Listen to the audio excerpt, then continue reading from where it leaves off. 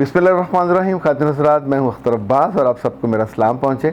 आपके सवाल और ख़ुतूत और मैसेजेस और पैगामात, ये भी एक रंग बिरंगा गुलदस्ता होता है।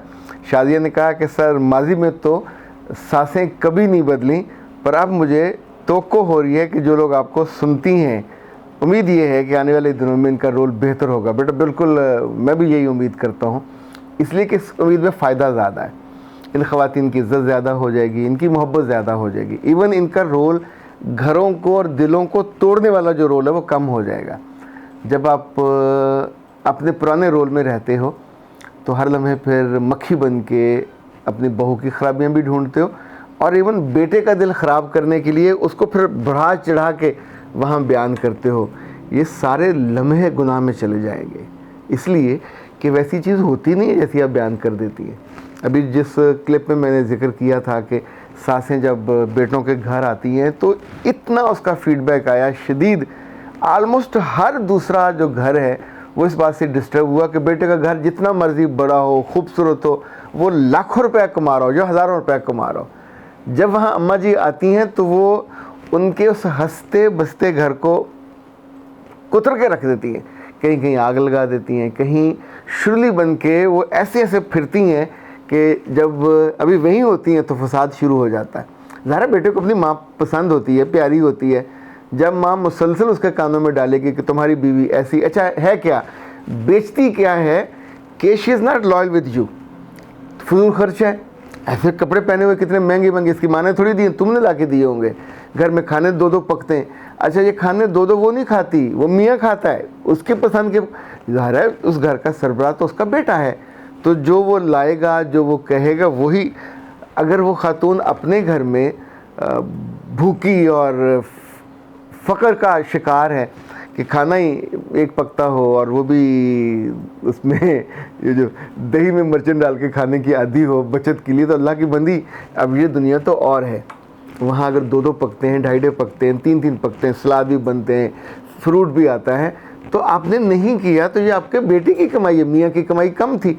लेकिन इसको भी वो पेंट ऐसे करती है, तो बेटे तो चूँकि माँ के बेटे होते हैं ना, कानों के कच्चे, दिल के भी कच्चे, फटाफट वो पूरा ऐसा सीन बदलता है और उन्हें लगता है कि शी इज़ विलन। और बहुत कम हैं जो सुनते हैं और सुन के मुस्कुराते हैं और कहते हैं कि जी आप प्यारी माँ जी, प्यारी अम्मा जी, अब दुआ करें इस घर में और रेल पेल हो, जब आप आया करो तो दस्तरखान और बड़ा हो, इस पे और लोग भी आएँ, उनको भी हम खिलाएं पिलाएं।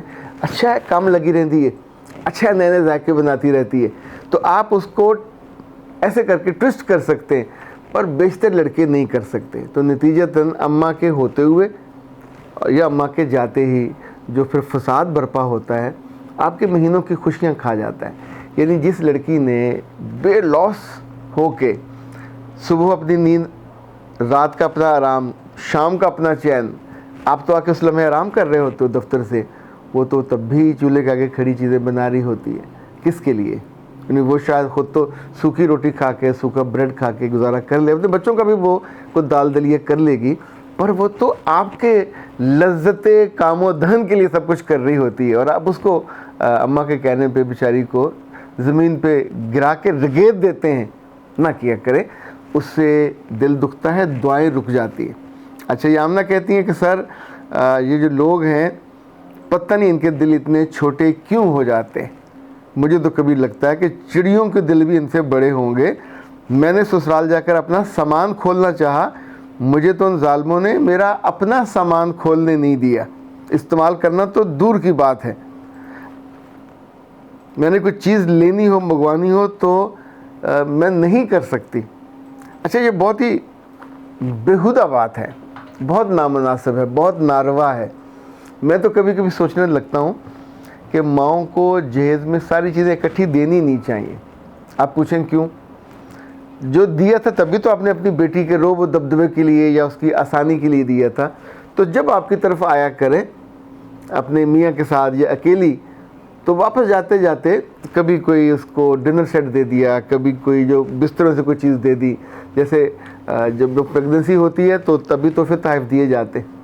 तो इसी तौर पे अगर तोहफ़ों को आप बांट लें, मैं नहीं बात कर रहा हूँ आइडिया के तौर पे, तो अब जो चीज़ें जाएंगी ये इसके हाथ में होंगी, उनका इस्तेमाल, इसका इस्तेहकाक होगा, इसके अपने कमरे में होंगी, पेटियों में नहीं होंगी।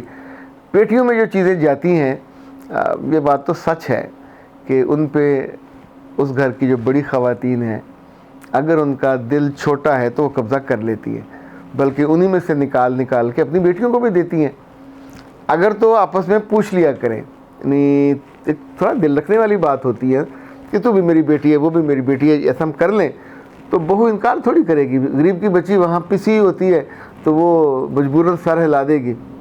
लेकिन जब आप पूछते भी नहीं हो, निकाल भी लेते हो, तो बहुत सारी लड़कियां मैंने ज़हनी मरीज़ बनते देखी हैं कि हाय मेरी माँ, ये जो हाय पड़ती है ना, मेरी माँ की चीज़ थी वो दे दी, और मेरे जहेज़ की चीज़ थी वो दे दी।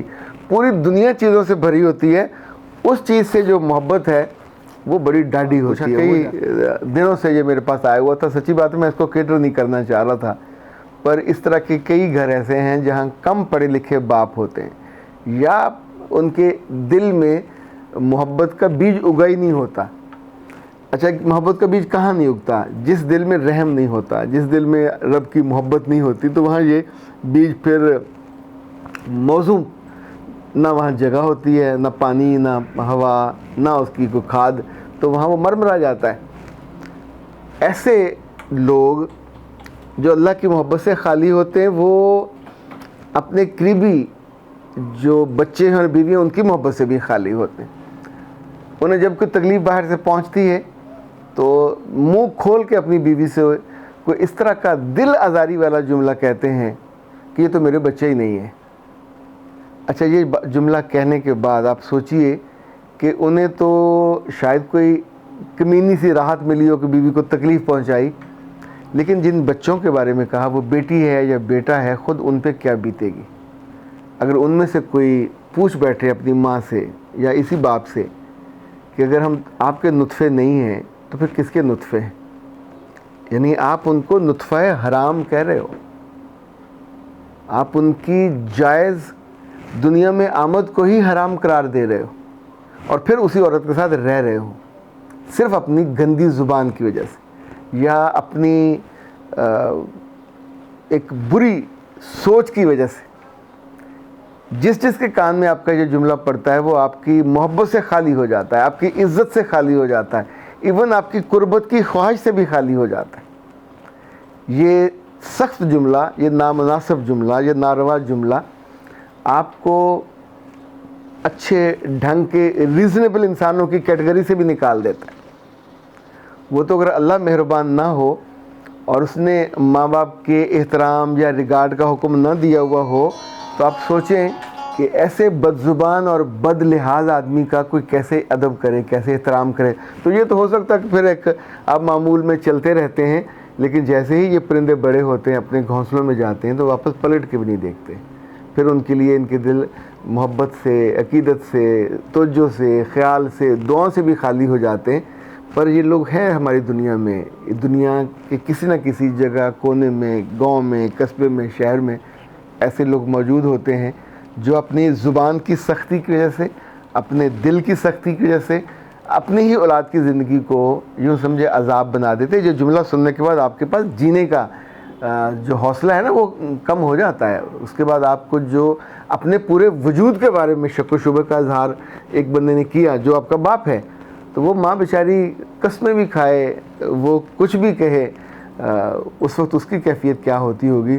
उसके मुंह से फूल तो नहीं झड़ेंगे, बद्दुआएं देगी या दुआ कैसे उसके मुंह से निकलेगी, मुझे तो ये नहीं समझ आता। अख्तर अब्बास को इजाज़त दीजिए। अस्सलाम वालेकुम।